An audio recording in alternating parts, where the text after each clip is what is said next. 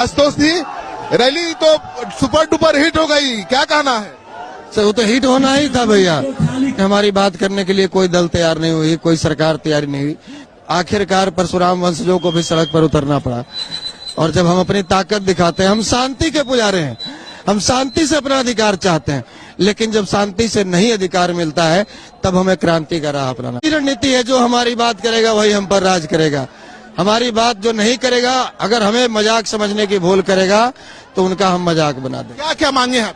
5 सूत्री मांग के साथ में हम लोग, पहला कि आरक्षण का आधार आर्थिक हो या सवर्ण समाज को 25% आरक्षण का लाभ दिया जाए। दूसरी मांग है प्रत्येक जिला मुख्यालय में परशुराम छात्रावास का निर्माण हो। सवर्ण आयोग का पुनर्गठन करके उसका संवैधानिक दर्जा दिया जाए। हमारे संगठन के बंदी के दरमियान 2500 युवाओं पर लगे FIR को सरकार वापस ले। और पंचायती राज में जो रिजर्वेशन की व्यवस्था अति पिछड़ा और दलित महादलितों के लिए किया गया है, उसी प्रकार से सवर्ण बहुल पंचायतों को सवर्णों के लिए आरक्षित की जाए। आपने वीडियो सुना। मैं मनीष, आज मैं भूमिहार ब्राह्मण पर ही बात करने आया। यह जो आपने वीडियो सुना, उसमें जो आवाज सुनी, वो आशुतोष कुमार का है, जो उन्होंने 7 नवंबर 2019 को गांधी मैदान में हुए भूमिहार ब्राह्मण एकता महारैली के माध्यम से लोगों को संदेश दिया था। उसको क्यों किया गया था, इसका कारण है जब 2018 में SC/ST एक्ट में बड़े परिवर्तन हुए और उस परिवर्तन को लेकर के आशुतोष कुमार ने एक बहुत बड़ा रैली पूरे बिहार में किया। उनके साथ काफी लोग सहयोगी थे और उसमें जो सवर्ण समाज के लोग हैं वो भी शामिल हुए। आशुतोष कुमार की भूमिका उसमें अहम रही और आशुतोष कुमार के जीवन पे उसका बहुत प्रभाव पड़ा। आशुतोष कुमार ने बहुत संघर्ष किया समाज के लिए और भूमिहार ब्राह्मण एकता मंच, भूमिहार ब्राह्मण एकता मंच फाउंडेशन के माध्यम से समाज को जोड़ने का काम किया। और 2019 में 7 नवंबर को उन्होंने एक बहुत बड़ी रैली की जिसमें लाखों लोग शामिल हुए और उसके बाद आशुतोष की एक पहचान अलग हो गई। आज आशुतोष की जो पहचान कल तक जो थी वो भूमिहार ब्राह्मण के रूप में थी, अब भाजपा नेता के रूप में है। पहले हम एक उनका 2018 के संबंध में जो हुई SC/ST एक्ट के विरोध में उन्होंने जो कार्रवाई, जो आंदोलन किया, उसकी भी तस्वीर आप देख लीजिए।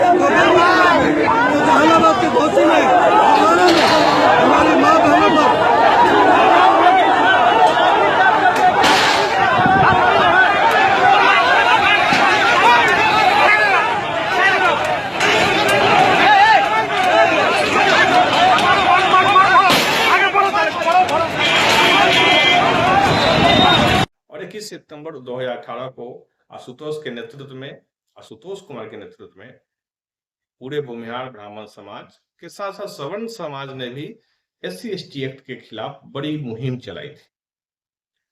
अब क्या होना है उस पर हम आगे बात करेंगे।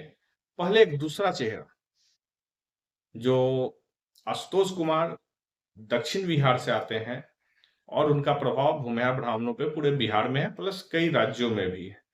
वहीं उत्तर बिहार के वैशाली जिले के हाजीपुर के रहने वाले राजीव बड़मर्सी, जी हाँ, राजीव बड़मर्सी लगभग 15 दिन पहले भाजपा के जिला अध्यक्ष चुने गए।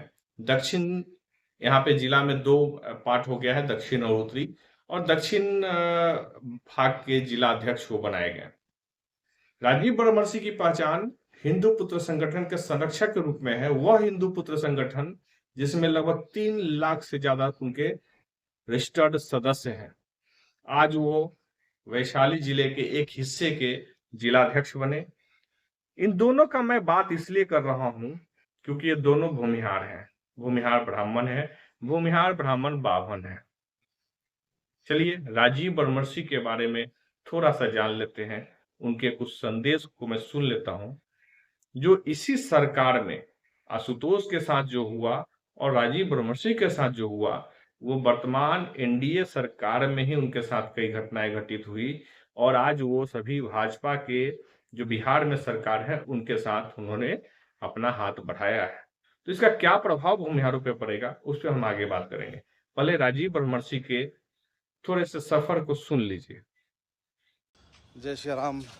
मेरे प्यारे दोस्त, नौजवान साथी, मेरे मित्र, मेरे बंधु, मैं राजीव बर्मर्सी आज पुनः महुआ डीएसपी कार्यालय में हमारी उपस्थिति हुई।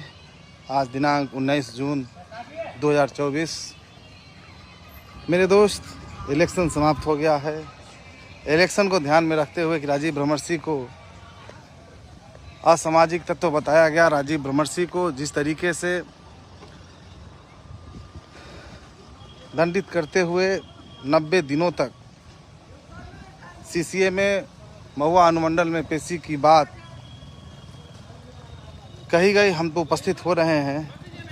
लेकिन हम बोलना चाहते हैं हमारे आदरणीय हाजीपुर के सम्मानित विधायक बड़े भाई अवधेश सिंह जी और हमारे आदरणीय बड़े भाई श्रीमान नित्यानंद राय जी कि कार्यकर्ता और हिंदू संगठनकर्ता आप लोगों के लिए, आपके हित के लिए अगर शायद कभी भी अपना प्रयास किया हो, करता हो, तो आप लोगों को उसकी कद्र करनी चाहिए।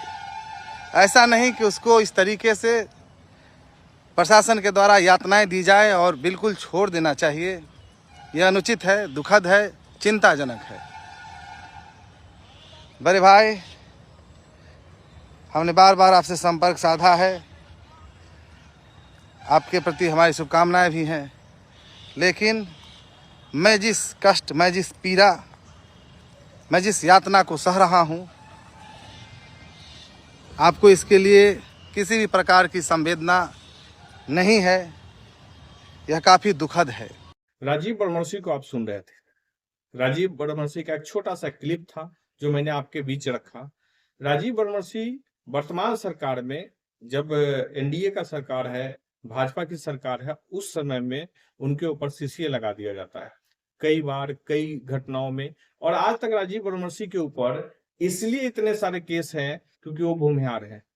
इसलिए इतने सारे केसेस हैं क्योंकि उनके ऊपर एक भी अलग व्यक्ति, किसी व्यक्ति द्वारा किया हुआ केस नहीं है। राजीव बर्मर्सी पे जो भी केस है वो सरकार, बिहार सरकार यानी पुलिस थाना अध्यक्ष के द्वारा किया गया सारा का सारा केस है और लगभग 2-3 दर्जन से ऊपर राजीव बर्मर्सी के ऊपर केस है। राजीव बर्मर्सी के ऊपर केस होने का रीजन है हिंदुत्व का एक बड़ा चेहरा होना। राजीव का जो कद है वो एक हिंदुत्व के रूप में एक बड़ा चेहरा बन गया। राजीव बर्मर्सी के नेतृत्व में उत्तर बिहार का सबसे बड़ा हनुमान मंदिर बनकर इसी साल 5 जून को स्थापित हुआ। उसकी प्राण प्रतिष्ठा हुई। बड़े बड़े दिग्गज और बड़े बड़े नेता उसमें शामिल हुए और समाज के हजारों लोगों ने अपनी भूमिका निभाई और लोगों ने प्रसाद ग्रहण किया। तो ये सभी चीजें क्यों हो रही है, इसको समझने के लिए हम बात पुनः आशुतोष की तरफ लेकर चलते हैं।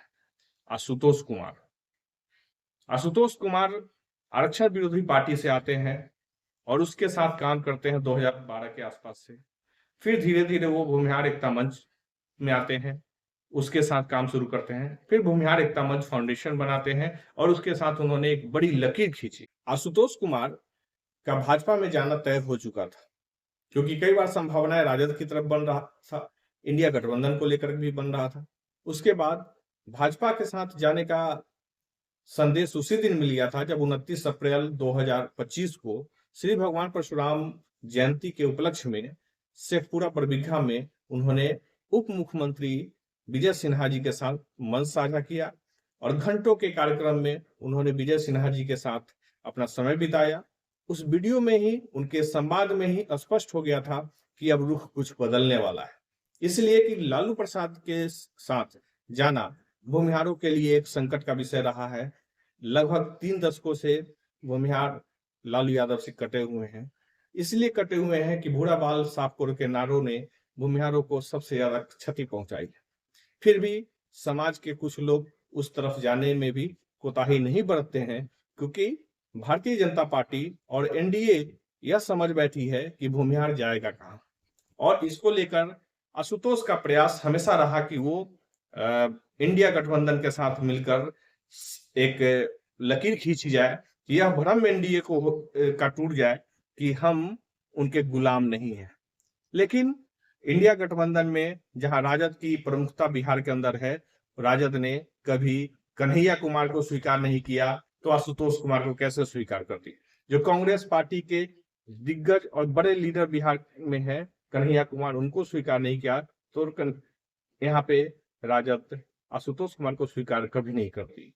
तो इस कड़ी में मजबूरी भी हो सकती है आशुतोष कुमार की कि अब भाजपा की तरफ जाए, और विजय सिन्हा का पहल सराहनीय रहा होगा, इसीलिए आशुतोष कुमार यहाँ चले आए। लेकिन क्या मजबूरी रही होगी उसी हिंदू पुत्र संगठन के संरक्षक राजीव बरमर्सी की, जो बेबाक आवाज, बेबाक तरीके से पिछले 10 सालों से हिंदू पुत्र संगठन को इस मुकाम पे पहुंचाया कि उनके 3 लाख से ज्यादा कार्यकर्ता है। ऐसे कार्यकर्ता हैं जो हिंदुत्व के लिए कुछ भी कर सकते हैं, उसमें जाति धर्म समुदाय की बेरिया नहीं है।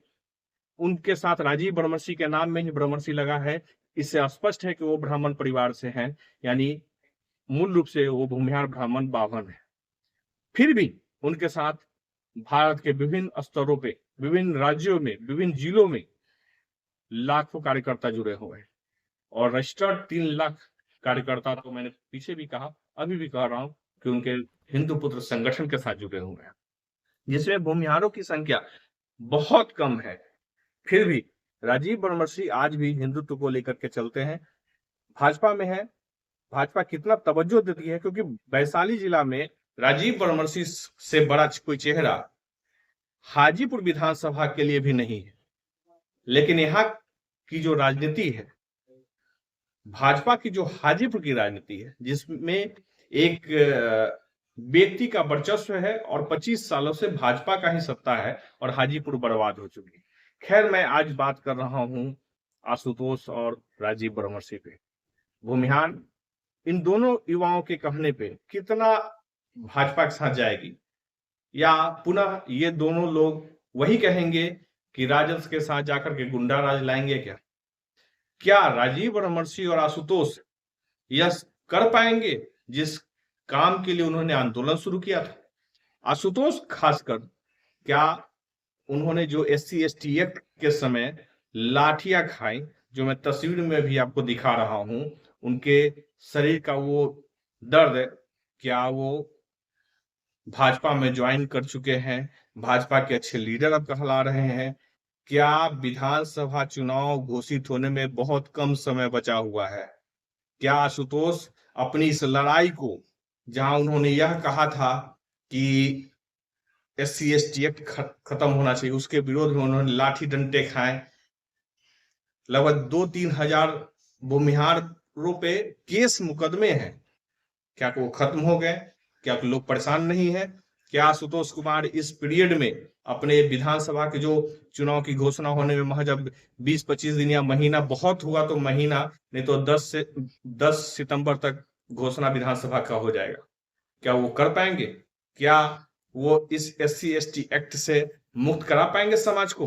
क्या इतनी भूमिहारों में यह क्षमता है विजय सिन्हा के नेतृत्व में आशुतोष, या कहा जाए कि अपने राजनीतिक कैरियर को बचाने के लिए, अपने राजनीतिक वजूद को बचाने के लिए, अपने चेहरे को बचाने के लिए आशुतोष कुमार ने भाजपा का दामन थाम लिया? वह भाजपा जो भाजपा सरकार होते हुए 25 साल से हाजीपुर शहर में है, हाजीपुर के विधायक जो थे पहले, वो केंद्रीय मंत्री हैं, और अपने एक ऑफिस बॉय को यहाँ पे पुनः विधायक बना दिया, और हाजीपुर में कोई अपनी दावेदारी पूर्व विधायक के रहते हुए हिम्मत नहीं कर सकता कि हाजीपुर से अपनी उम्मीदवारी भी पेश कर सके।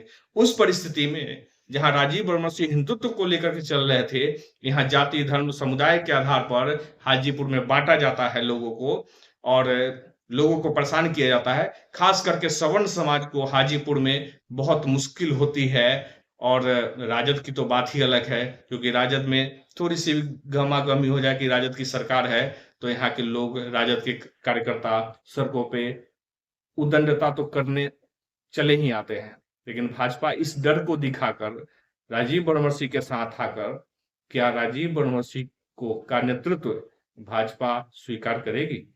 या राजीव बरमर्सी का दमन जो उन्होंने अपने स्टेटमेंट में दिया, क्या उस दमन के कारण राजीव बरमर्सी भाजपा में घुट-घुट कर रहेंगे? क्या राजीव बरमर्सी इस बात से लोगों को, नवयुवकों को बचा पाएंगे कि हिंदुत्व का काम करने वाले लोगों पर इस तरीके से मुकदमे अब नहीं होंगे? और क्या उनके सारे मुकदमे खत्म हो जाएंगे? और क्या भाजपा उन्हें विधानसभा में विधायक के योग्य समझकर हाजीपुर से नेतृत्व देगा क्या, जैसे आशुतोष आशा में है?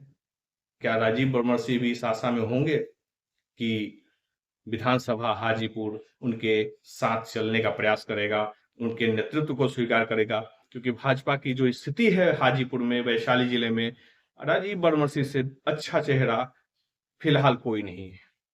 तो मैं पुनः आप सभी के बीच मैं आऊंगा अगली कड़ी में। कुछ और भी बातें हैं भूमिहारों को लेकर जिसपे हम अपनी बात रखेंगे।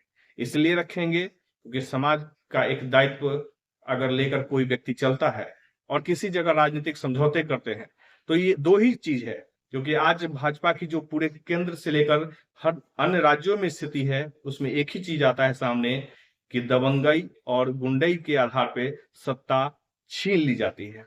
बहुत सारे प्रोपगंडे चल रहे हैं।